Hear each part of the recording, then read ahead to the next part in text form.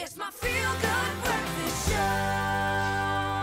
In last week's Ingram's Skin Sessions, we discussed acts of liberation, and it was amazing, and the growing movement of self-love and acceptance. And here's a quick recap. 4 years ago, I got so used to praising people, and I'm like, if I did that for myself, would it be so hard? So I started intentionally loving myself. You know, I started intentionally choosing myself. Watinta Bafazi, Watinta Mbogoto, which is the ultimate act of liberation. And the fact that I can remember that and remind myself the power of women all the time, and it's on my skin, that is for me the ultimate act of liberation.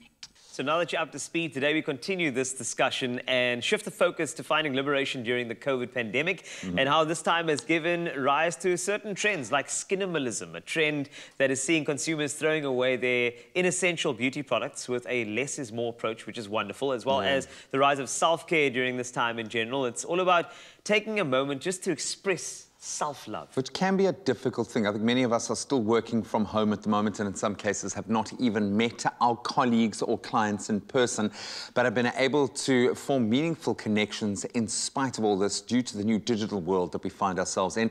And joining us in studio to unpack these topics is life coach Kirsty Melmed and psychologist Dr. Asha Dulab. Ladies, thank you so much for joining us. So interesting. This is so interesting to me because everything's changed. Oh, yes, of course. Everything has changed. So if I think about how we have perceived ourselves during this particular period, we have been confronted with ourselves quite often. Big mirror, boom. And it's always been, and it's not only a mirror, it's the Zoom call. You know, you're seeing in front of you, and that's how it happens. So either one of you, possibly even both, self-care and its importance right now, what do you think? Let's start with you, Doc. I think self-care is a priority, and we all are adjusting to this new normal circumstance, and the new normal is actually giving us a time to introspect and say, what is our priorities right now? And I think people are becoming more aware of the necessity of self-care. We've stopped, we've paused, and we're realizing we need to do this. And the rest is coming into play. It's connection with people, connection with ourselves, becoming more authentic and real. Yeah, I agree. I think self-care is really self-love in motion. You know, when you practice self-care, what you're doing is saying, I have needs and I value myself enough to take care of those needs. Take that time now. Yeah. So we've stripped away so much of the fluff and the nonsense. That's maybe one of the positive silver linings we've seen out of this period. On the flip side of that, there has been a massive strain on our mental health. There's been a 24.9% increase in mental illness globally because of the pressures of the pandemic. What advice do you have for those that have had their mental health, and I think we all sit on the spectrum in some sense, but have had that intensified because of lockdown and what we've gone through over the last year? Asha? So it's definitely a time where we are all thrown into a survival mode, and we're trying to move from survival to thriving, and that takes a lot of time. So we need to have patience with ourselves. We need to listen carefully to what are our needs, what are our challenges, and how are we going to address them. You know, we need to seek out the help that we need. We need to ask for help. Support groups like SADC are available where they are helping people with depression and anxiety, where we are seeing it on a daily basis.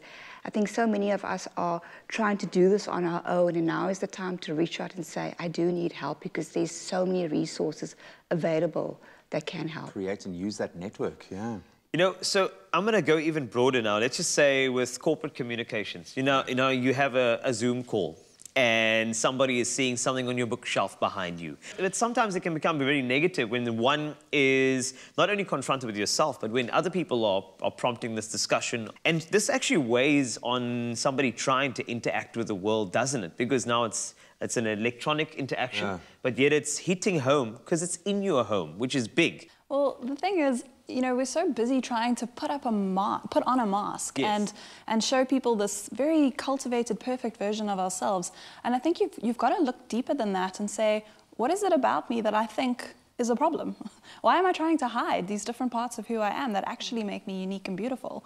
And so, you know, when people have those types of limiting beliefs of I'm not good enough, what they tend to do is act out or act in. And people who act in are the ones who are using the filters and the backgrounds, and they're trying to say, like, I don't feel good, so I'm going to hide myself from you.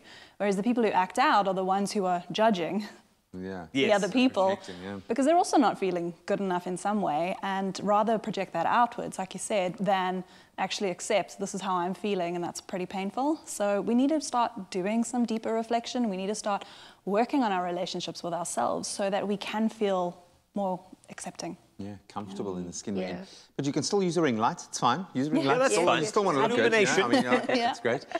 One thing I realized at my son's birthday party, meeting a whole lot of the parents for the first time, and it was one of the first post-COVID, kind of, well, I say post-COVID, but like in that window, engaging socially. And I was amazed at how quickly we all got to know each other. It wasn't like, okay, you do that job, you do this. It was like, okay, so your best friend's died of COVID and you've been out of work for 3 months, and now those boundaries have just been completely obliterated at the moment. But we do kind of need boundaries as well. They're a safety zone for us. We can't always be full on all the time. What advice, Asha, do you have for those of us that might be feeling like those boundaries have been blurred completely? And how do we go about establishing that safe space around us? It's about saying no. It's about putting ourselves first, making decisions, saying yes to us. And that sometimes is difficult for others because we want to please others. We want to be in the role where we want to be there and help others. It's about just setting the boundary as to what is toxic in our lives, and let's set a boundary so that we don't allow that into our lives. It's so difficult to motivate self-care. And because you're thinking, oh, it's just me. I'm a vehicle for this occupation. I'm a vehicle for this parenting thing. Well, there's a pride in self-sacrifice as well. Certainly as a guy, you're like, if I'm doing this, I'm proud of myself because I'm sacrificing this for my kids. It's a part of our makeup, you know? So, Kirsty, from your side, how do you say, I actually need to do this self-care thing? Yeah, well, I think like you just said, Graham, like about the keeping up that appearance, or people are dependent on you. And so if you want to be giving to other people, you have to be filling your own cup first. And I know that's like a cliched thing, but it's cliched because it's true. You know, we have to fill our cup first and serve from the overflow. And when it comes to self-care, what I teach my clients is to take a whole self approach. It's not as simple as just having a bubble bath, although that obviously can be great on a hard day, you know? But there are different aspects to us. We are physical bodies that need feeding and nourishing and rest. We are also emotional beings, so setting boundaries, like Asha said, you know, and making sure that we are feeling our feelings and acknowledging that they're there instead of pushing them down. That is self-care. And so it's learning to slow things down. And then, of course, spiritual self-care, making sure that we are doing whatever that means for you, whether it's praying, meditating, journaling, spending time in nature. Like, we have to fill our cup, but our whole cup, not just little parts.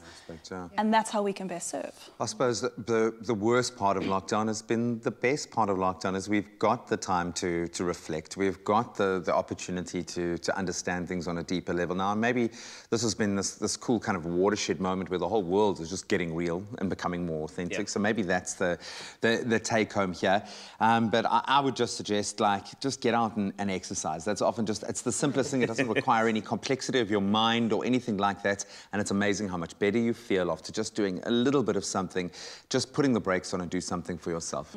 Yes. Thank you so much for joining us, ladies. Really, it was really inspiring conversation about how we should be, you know, filling our own cups and, of course, making sure that we are steady and ready for anything that the world holds out there. So thank you very much for your time today. Pleasure. Thank you. Love it. Sure. Brave conversations we have to have. Yeah, man. It's okay to be not okay as well, man. Yeah. But you can join in this very brave conversation and tell us how you show yourself love. And you can do it by replying to the competition post on the Expresso Facebook, Twitter or Instagram page with a photo and your answer. And please don't forget to use that hashtag, #YourSkinYourBrave. And you might just then get a first-hand session with Dr. Asha Dulab on Friday morning, and added bonus standard chance of winning a 1,000 Rand voucher with Ingram's. And this competition closes on Friday, the 9th of July at midday. So get on it. But you can find, as always, the terms and conditions on ExpressoShow.com. Nourish your skin with Ingram's Moisture Plus, enriched with triple glycerine. For 48-hour intensive moisture. Ingram's, your skin, your brave.